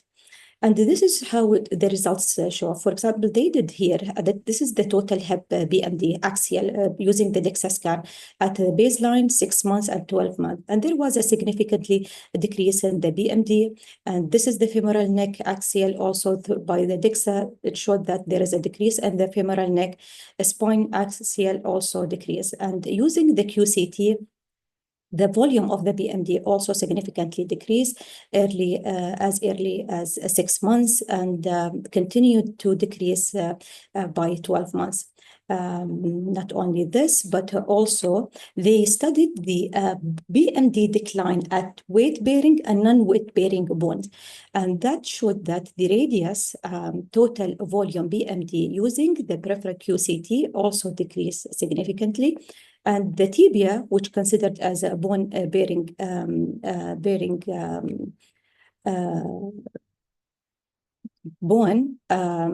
weight-bearing bone also significantly decreased and continued to decrease till the end of the study, 12 months. There was also another study which studied the post-bariatric patient for a longer period of time, for 5 years, and they found that the bone loss persists 5-year post-bariatric bypass. And they were also studying they did the DEXA spine and the QCT trabecular spine, and both showed that the spine and femoral neck using the DEXA scan were continued to decrease compared to the baseline, 2 years, 3.5 years, and 5 years. And you can see that it continued to decrease either by DEXA or by the volumetric assessment BMD. And the cortical porosity at the distal radius and tibia at the preoperative baseline at 5 years also actually worsen. And you can see this is the preoperative radius and the tibia, and this is showing the porosity of the bone 5 years after the surgery. And looking at the CTX, if you remember that the Ann-Schiffer group, they were studying the bone turnover marker, and they found that it is early post-surgery, there was a decrease. And also in this study, which was published in the Journal of Clinical GCEM, showed that the CTX continued to increase post the surgery and never went back to a baseline for both P1NB and CTX. So what is the implication for clinical practice? Now we understand that the post-bariatric, there are a couple of mechanisms by which the patients might have a bone loss, and the studies showed that there is a decrease in the quality and the quantity of the bone post the surgery, and there is also, that would continue for a minimum of 5 years. And actually, I didn't put a study. There was also looking at 10 years post the surgery, but for the sake of the time. But that's showing you that things will never back to a baseline.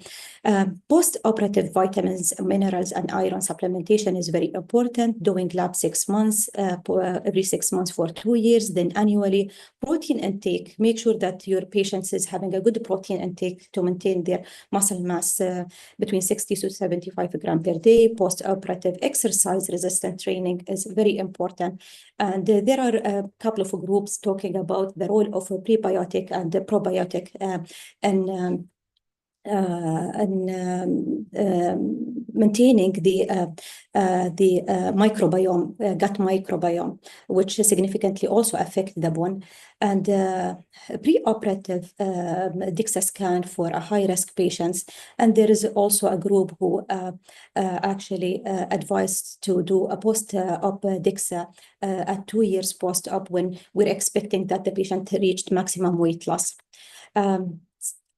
If your patient is having significant bone turnover and the patient is having significant bone loss, you should really consider anti-resorptive, especially that all these studies showed that there is a high bone turnover in this group of patients. So going back to my patients, actually I saw him after 2 doses of denosumab, and looking at his lab for the sake of the time, I'm doing extensive labs, so most of them came normal, except that his calcium was low, and his PTH was high, and vitamin D is suppressed. With this, and his bone turnover marker were suppressed, and with this we know that because he's on denosumab treatment started somewhere outside the hospital.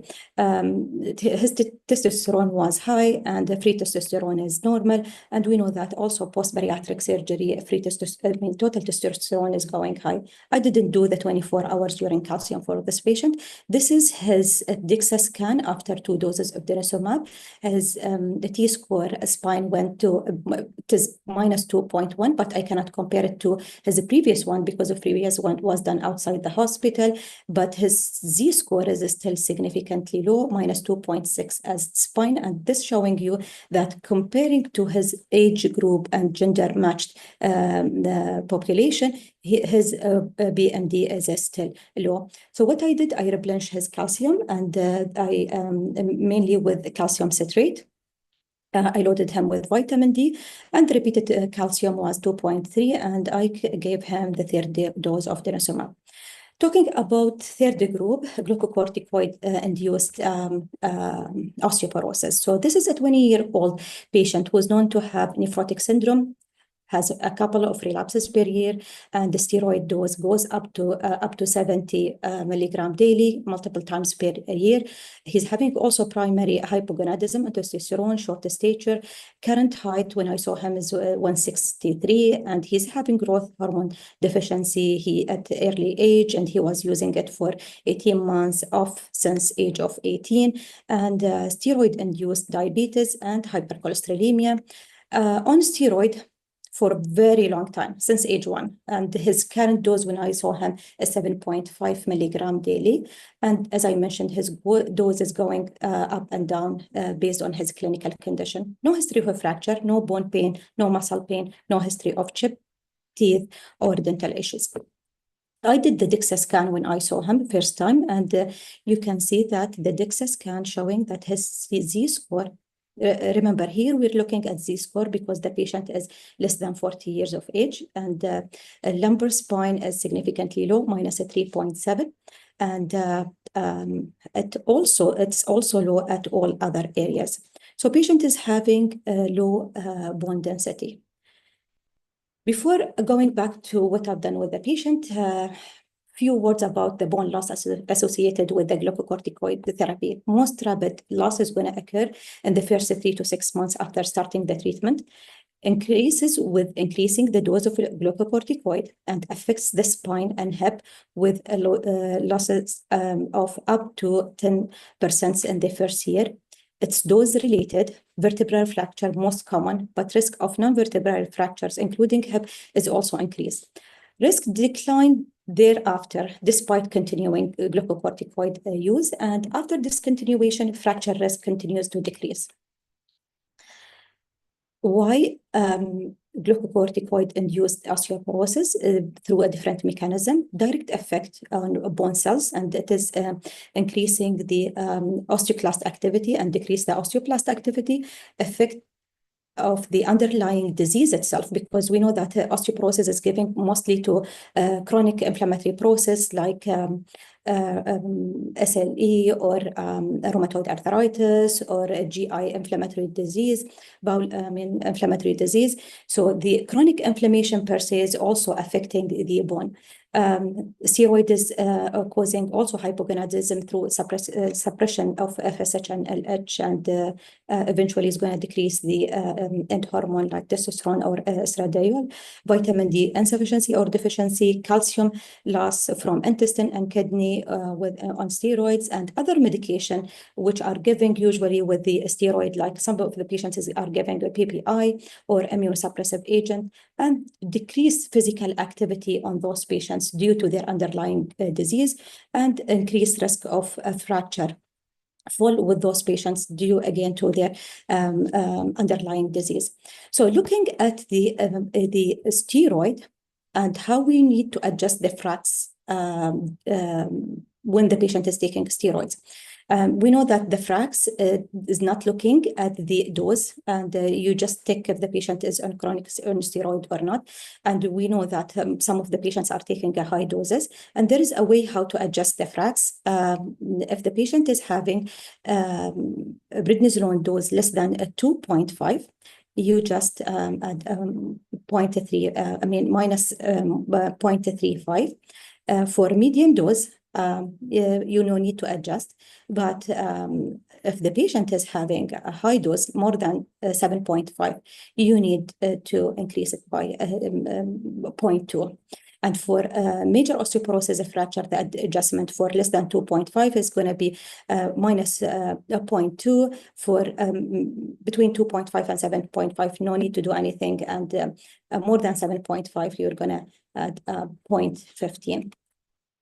And the newest guidelines talking about the assessment of patients with glucocorticoid and the risk of osteoporosis, I advise you to read the ACR guidelines, which stated nicely how to manage those patients on steroids. And here, patient initiation or continuing chronic glucocorticoid more than 2.5 milligram per day for more than 3 months, you need to assess them thoroughly. Then if the patient is, here they divided them if they have below 18 or the children below 18 or adult less than 40 and adult more than 40 for the sake of the time. I'm not going through this in details, but it's a good to point it so you can go and read it. What about the treatment on those patients? So we're having very good study published studying the teriparatide versus alendronate in patients with chronic steroids, and that was for 36 months. This study was published in New England Journal of Medicine and showed that in this randomized controlled trial studying 428 patients, the patients with teriparatide, they showed fewer new radiographic fracture, vertebral fracture, compared to the patients on alendronate. And there was another study comparing denosumab versus risdiplam in patients with glucocorticoid-induced osteoporosis for 24 months, and showed that the denosumab was superior to risdiplam in terms of increase in spine and hip BMD through the 24 months. So the GEO remains under-recognized and under-treated, and the optimal use of a FRAX for fracture risk assessment requires adjustment for prednisolone dose, and in high-risk patients, bone protective therapy should be co-prescribed, and in high risk on long-term glucocorticoid, teriparatide may be the best option. Going back to my patient, I started him because he was having low BMD, and he's going to be lifelong on a steroid due to his multiple relapses every year since childhood. There's no way to stop his steroid as per his nephrologist. I gave him actually the benefit of starting anabolic at the beginning. I started him on teriparatide in 2020. With the magnesium and orgicalciferol and vitamin D. The first DEXA scan after 1 year showed a significant improvement in his BMD from, if you remember, minus 3.7, now it is minus 2.4, and improved in the other areas. And at the end of the second year of treatment, actually it was more than 2 years and a half, almost, because due to the COVID, we didn't manage to do it exactly at 2 years. I noticed that there is a slight improvement in the other area, but the lumbar spine was slightly decreased comparing to before. But knowing that during that period, he had back-to-back relapses and his steroid was up to 70 for a couple of months that year, which affected his bone mass significantly. So looking at his bone turnover marker, CTX was high and P1NP is significantly increased, and this is what we expect with the teriparatide. Help to increase his bone density in the beginning. So what I've done, that the patient who, last visit was on prednisolone 40 milligrams. So I extended the duration of teriparatide for a total of 3 years, especially that after lifting the restriction of the use of teriparatide for 2 years only. So I decided to give him a full of 3 years. And since he's young, he might miss the appointment since he's working in Abu Dhabi and not able to come now regularly. I decided to give him a maintenance of bisphosphonate, a lower dose of bisphosphonate, taking into consideration his renal function. The final 2 slides is about breast cancer. So we got lots of referrals, and as endocrinologists from our colleague, the oncologist, patients, when they're starting the aromatase inhibitor, which we know also causes a higher rates of bone loss and fragility fracture, and especially in 1 to 2 years of therapy compared to treatment with tamoxifen. So it's so important if you're having a patient on aromatase inhibitor, you need to do the DEXA scan, you need to supply your patients with calcium and vitamin D, and the anti-resorptive at initiation of aromatase inhibitor if the T-score came after doing the DEXA -2 or less, regardless of the risk factor for the duration. The treatment, the most studied medication is Zol in those patients, but denosumab showed decreased risk of a fracture and recurrence of cancer in women with early stage. Teriparatide, for sure, it's contraindicated on patients with radiotherapy, and SERM is not approved for use in women with diagnosis of breast cancer. So with this, I'm coming to the end of my presentation. And the mic back to Dr. Fatma.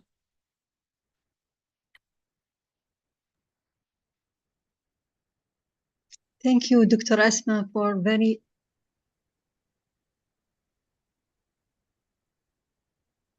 Thank you, Dr. Asma, for very interested and nice presentation. Now we will move to the question and answer session.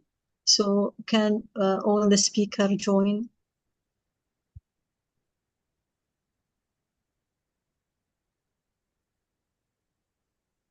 I will start with the first question.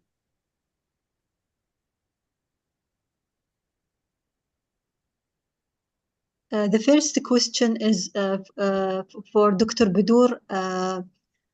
Thank you, Dr. Budur, for the comprehensive information. How frequent we need to do PTH for CKD patient with GFR less than 60 per body surface, 60 ml per body surface? Okay. Thank you for this question. It's very practical questions in clinical practice. Now, for if we go by Kadiugi, for every patient who have a GFR below 60, there should be a screening for the PTH and the bone and the other parameters of bone profile. Now, the frequency, it depends on the stage of the CKD. The more advanced the CKD, the more frequent. So for patients who are having a GFR, a G4 that is below 30, then the monitoring should be like between 6 to 12 months. For a patient who's having more reduction in the GFR, like less than 15, it will be somewhere between 3 to 6 months. For a patient who started the dialysis and now is on maintenance dialysis, the frequency will be even more shorter, like between 1 to 3 months. And it's found that on dialysis patient, when they do it on a monthly basis rather than three months basis, patients achieve more PTH target than when they are doing it more frequent. And if patient started on therapy, like the cinecalcet to lower the PTH, then it becomes even more and more closer follow-up. So if started cinecalcet, the calcium will be after 1 week and the PTH will be somewhere between 1 to 4 weeks. So it depends on the stage and if it's reached dialysis and if it started the cinecalcet therapy or no, not yet.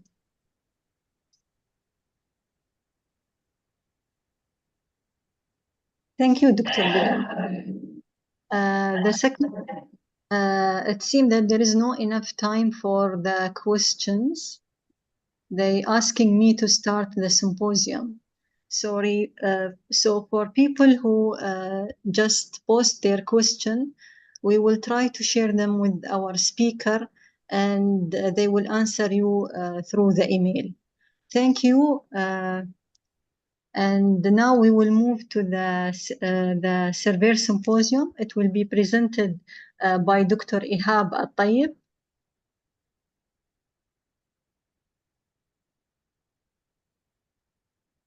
His talk tonight is about glycoside effectiveness and safety in the renal ward setting.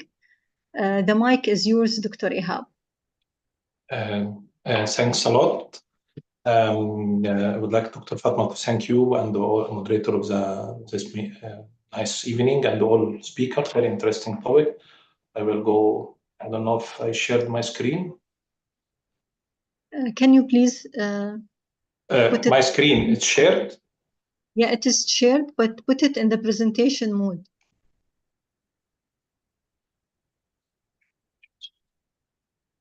Is that okay?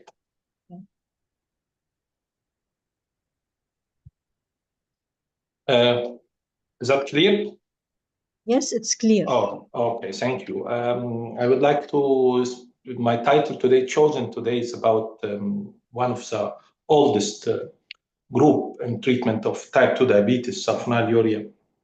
It's like since 60 decades in service. And representative of this sulfonylurea group is glycoside, modified release, effectiveness, safety in real world setting. This is my disclosure. I'm engaged with Surveyor to deliver this presentation. Actually, this busy slides, which speak about macrovascular complication driven by hemoglobin A1C. We can see hemoglobin A1C in the end of the slide, most important factor in reducing cardiovascular risk. So in these two slides, in this one slide with two graphs, we can see that glycosylated hemoglobin in the top of risk factors with reduction of this hemoglobin A1C, which have direct impact in reduction of cardiovascular, predicting acute myocardial infarction or cardiovascular mortality. Of course, going together with LDL cholesterol and then after hypertension. So we emphasize that A1C, the most important factor, one of the most important factors in reducing cardiovascular risk. As we know, all diabetic patients have 2 to 3 times increased risk of cardiovascular mortality and morbidity more than non-diabetic population. In this slide, we know this one of the landmark historical study in the history of diabetes, the UK BDS, United Kingdom Prospective Diabetes Study. This study, one of the longest study in the history, which started from 1977 till 1997. So 20-year study, which was large number of population. And this study was changing the idea of management of diabetes after the DCCT trial for type 1 diabetes, which shows that intensive treatment of diabetes versus a conventional treatment, it really helped to reduce diabetes complications. So just one slide of this landmark study, which shows that it deserves to reduce from our patient, every 1% decrease in A1C can save a lot of things. For any diabetes-related endpoint, for all this complication, decrease 1% of hemoglobin A1C can reduce any diabetes-related endpoint by 21%. Diabetes-related deaths by 21%. All cause of mortality for reduction one A1C is reduced. All cause of mortality by 14%. Fatal and non-fatal myocardial infarction, 14%. Fatal and non-fatal stroke by 12%. Very interesting, for peripheral vascular disease, for every 1% reduction, it can reduce risk of lower extremity amputation by 43%, microvascular complication by 37%, even cataract extraction by 19%. So it deserves, we encourage our patient always, when we see improvement of their A1C, to push them more tighter. I will, with this real world study, which I will discuss, it speak about effectiveness of glycoside modified release. Real world study, and as we know, all real world study is always complementary to randomized control study. And in this study, they compared glycoside MR versus sitagliptin. We know sitagliptin is the or the first molecule of oral DPP-4 inhibitor, which started in the year 2008, while sulfonylurea since the oldest time. But of course, glycoside is the most recent, or we can consider third generation sulfonylurea. What was in this real world study? They compare glycoside MR versus sitagliptin. In real world population, there is a primary outcome to reach what is the percentage of the two group of patients who can reach to hemoglobin less than 7. As we know, according to guidelines, tight control of blood sugar could be less than 7 or 6.5. So this is the first primary outcome to see what is percentage of the group in glycoside versus sitagliptin who can reach less than 7 A1C. Second outcome to reach to 6.5. This study started, or this collection of data, start from the year 2010 to the year 2019. It's 9 years observational study. And the patient, the index date when they started to use either glycoside or sitagliptin. Of course, first line was there, metformin. As we know, still metformin in all guidelines till this date is the first line of therapy in type 2 diabetes.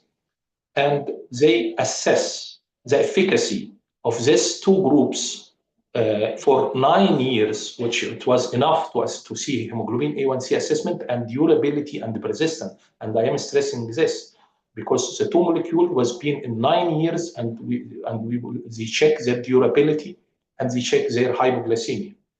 As we know, sulfonylurea is more than other groups have hypoglycemia and weight gain. But when we go for this molecule specifically, glycoside, we can see this two-side effect is less evident than the older generation of sulfonylurea. So it was two groups randomized 1-to-1, 993 each group, like 1,000 each group. And if you go through these slides, I will go very fast just for the time. It's matched like as percentage, gender, men to women, mean age like 53, here 54, A1C 7 till 9, here 7 till 9, even BMI 30, 31, diabetes duration, even comorbidities like blood pressure, dyslipidemia, CKD, coronary heart disease, all almost similar. And even medication like lipid lowering medication like statin, 77% both, antiplatelet, all almost similar. And for 9 years, what happened? The primary outcome, we started to see it after 3 months, like rapid separation of curve in the favor of glycoside MR. So hemoglobin A1C started to see control approximately the separation of the two curve after 3 months.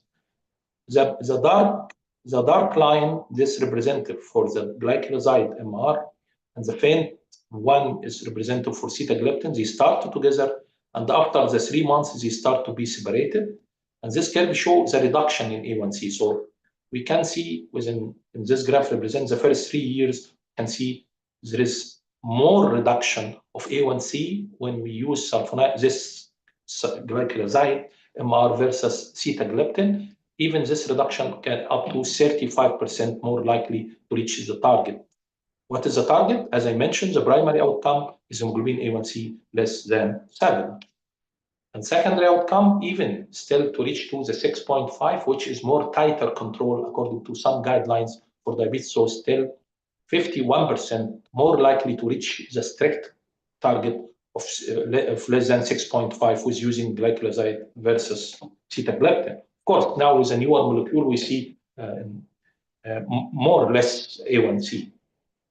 And even what's interesting, similar durability and persistence. In all these years, almost 9 years, the both molecules, they start the durability and persistence almost the same. As I mentioned, hypoglycemia, sulfonylurea, very famous, and insulin, both of them by hypoglycemia and weight gain. So when we use this molecule, and in the contrary, oral DPP-4 inhibitors, famous by their very low risk of hypoglycemia and the neutrality for weight. So here for hypoglycemic even, low and non-significant difference. Of course, when you see here glycoside versus sitagliptin, there is, as a total number of hypoglycemic even, is a bit higher, of course, because this is sulfonylurea, 15 and 8, but still, and severe hypoglycemia, which needs third-party assistance, 4 and 1, but it was not statistically significant. So, the summary of this real-world study is, as we know, there is extensive experience in using sulfonylurea 6 decades in service. Glycoside MR, the relatively recent version of sulfonylurea, is a more effective glucose-lowering drug when we compare with oral DPP-4 inhibitor, sitagliptin, the first molecule. And even with similar rate of hypoglycemia as a number, we can see a little bit, but not statistically significant. Its durability and persistence to treatment is almost the same. So another real-world study about the safe plus effectiveness, also the safety of sulfonylurea. The name is a glycoside, specifically what's called Dia-Ramadan study. We are mostly of us familiar with this study, and Dia-Ramadan was a global international study, and it shows that type 2 diabetes patient who are using glycoside MR, is it safe during Ramadan fast? As we all know, sulfonylurea has increased risk of hypoglycemia. So all of this patient in this study was in glycoside MR 60 milligram, either alone or with other anti-diabetic medication apart from insulin. So they can combine with any other. Of course, we know why they exclude insulin, because of high risk of hypoglycemia. The aim of this study to see the positive result observed in Dia-Ramadan, the global, are relevant to Gulf countries region. And of course, we know it's by Dr. Hassanein and his colleagues, they make a very nice publication. To go back for this global study, it was in 1,214 adult type 2 diabetic patients in Ramadan. It involves 9 countries. We can see 3 colors here, the red color, the blue, and the purple one. It represents each one different geographical area. Like the red one represents the Middle East, and where it was like 354 patients here. It includes 4 countries, Egypt, Kuwait, Saudi Arabia, and UAE. But for the purpose of their studies, they take only the Gulf country in the sub-analysis, Kuwait, Saudi Arabia, and UAE. The second area, Indian subcontinent, which represents 46% of the population, which is Bangladesh, India, and Pakistan. And the third part was Southeast Asia, Indonesia, and Malaysia, which represent 24%. 3 geographical different areas in the world, which represent culturally and geographically different, and even nutrition habits are different in Muslim world.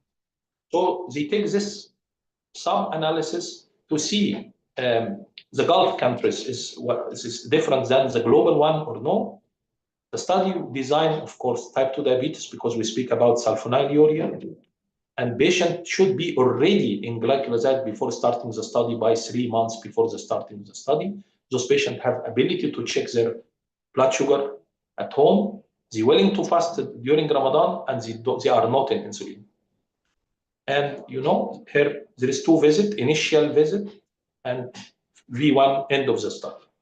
Usually this patient should 3 months in glycoside, and there is pre-Ramadan period like 6 to 8 weeks, as we all learned to have to call our patient before Ramadan like 1 or 2 months to reassess the high risk and risk or low risk. And so the study starts pre-Ramadan 6 to 8 weeks, including holy months of Ramadan, and post-Ramadan 4 to 6 weeks. So this was the duration of the study. Patient check in the first visit and after 1 month after Ramadan. All right. So they here put the basal characteristic. Here's a global one, 1,214, including the Gulf countries here. And then they make the Gulf countries together, 161, and they compare the baseline characteristic of this sub-analysis. What is the remarkable things here? The Gulf countries A1C population was a bit higher hemoglobin A1C than the global one. The global one was 7.5, but the Gulf country 7.9. And even BMI was higher for this group, like BMI global 28, but for Gulf countries was 29. So higher hemoglobin A1C and BMI were observed in Gulf countries. For using glycoside, we know the maximum dose is 120 milligram. So we can see that in the Gulf countries, almost half of the patient, 50%, is using the maximum dose, 2 tablets of glycoside or 120, more than in the global study. So the characteristic, higher A1C, BMI more, and higher use of glycoside during all this done during Ramadan. Even, you know, this classification, where I am sure most of us aware by IDF, DAR risk category for Ramadan, we assess patients before allows them to be fasting. There is very high risk and high, moderate, or low risk. Most of the Gulf guys was 52% was in very high to high, the 27 and 25, more than the global guys. So what was about the safety outcome? Symptomatic hypoglycemia or confirmed or severe hypoglycemia was more or less similar. Here 2.2, here 4.3 was no statistically significant. Even there is no any mention severe hypoglycemia in this molecule in the whole study, the global and the sub-analysis in Gulf countries. What was the effect in A1C and body weight? Now only this slide show only the one in the 3 countries, in the Gulf country only. We can see even with using glycoside, a bit there is of Ramadan, pre-Ramadan, their A1C was 7.9, and even it was a bit better, 7.6, was using this molecule, maybe for Ramadan practice, the sound practice, reducing their weight, and their A1C, and even for weights, there is a slight change here. The mean was 79, here 78 after Ramadan. So improvement in A1C and body weight were observed in Gulf countries. So the summary of the result of this sub-analysis in Gulf country: symptomatic hypoglycemia 4.3%, confirmed hypoglycemia 0.6, severe hypoglycemia 0, A1C reduction is 0.3, weight reduction is 0.7. So what is the conclusion in this sub-analysis? Patient taking glycoside MR 60 mg in Gulf countries had lower rate of symptomatic hypoglycemia, is not clinically significant. There is no any recorded severe hypoglycemia. As we know, the definition of severe hypoglycemia when there is loss of consciousness and the patient needs third-party assistance. Still well-maintained good glycemic control and body weight. When I speak about the safety of glycoside, of course, glycoside is effective, reduce hemoglobin A1C, so it reduces lower risk of all cause and of mortality and cardiovascular related mortality. But this only applies for the recent molecule of sulfonylurea, glimepiride and glycoside for all causes mortality and cardiovascular mortality. Because the first molecule of sulfonylurea, like glyptamide in 60s, was with excess cardiovascular mortality, and this which was the rumors about sulfonylurea in the past. Also, they found that even there is some renal benefit with the reduction of the control of A1C, like less new onset of microalbuminuria, tighter control of blood sugar, new or worsening nephropathy less by 21%, new onset of macroalbuminuria less than 30%, and end-stage renal dialysis failure by less than 65%. It comes from tighter control of A1C. We cannot assume this molecule have reduction of MACE like SGLT2 inhibitor or GLP-1 agonist or renal protection. But through reduction of A1C, can have all this cardiovascular less mortality and renal also deaths. To go to my conclusion, sulfonylurea has been used clinically to treat type 2 diabetes since 60 and are still among the most commonly prescribed oral anti-diabetic medication, especially in the third world. This diabetes guideline worldwide almost universally recommend metformin as first line of treatment of newly diagnosed type 2 diabetes, but they vary in the term of recommendation what be the second one. Of course, European or American guidelines, we know all ASCD and AD joint consensus, they recommend second line now if the patient with established cardiovascular disease to go second line SGLT2 inhibitor or GLP-1 agonist based on their large scale of cardiovascular outcome trial, which shows this agent reduce MACE and halt or stop CKD. But for those patients without established cardiovascular disease, so there is no further doubts that if patient with established atherosclerotic cardiovascular disease, the second line will be after metformin, SGLT2 inhibitor or GLP-1 agonist or even the twin incretin. But if the patient without established cardiovascular disease, the recommendation for adding glucose-lowering therapy differ between different guidelines. I go through the guideline for those with not established cardiovascular disease. Australian, Indian, WHO guideline specifies sulfonylurea as an agent of second-line therapy. Of course, it's cost issue. While guidelines, one of them, National Institute of Health and Care Excellence, NICE guideline UK, and the IDF, International Diabetes Federation, include sulfonylurea as one of the preferred option with a second line or with DPP-4 inhibitor, pioglitazone in UK, and the SGLT2 inhibitor as International Diabetes Federation recommend.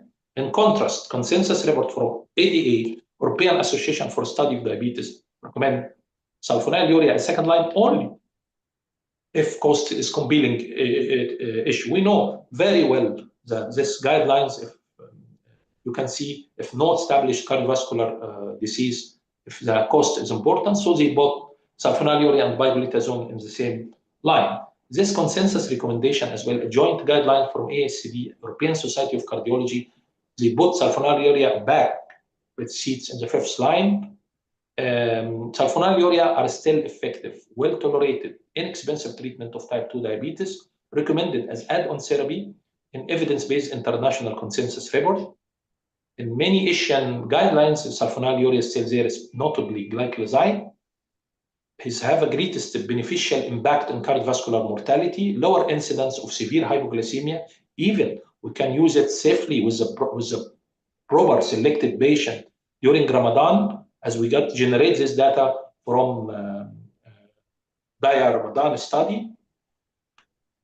And by this slide, I finish my presentation. Thank you, Dr. Ihab, for the excellent talk and informative presentation. We're coming to the end of our webinar tonight. For the short of time, we will not be able to answer all the questions.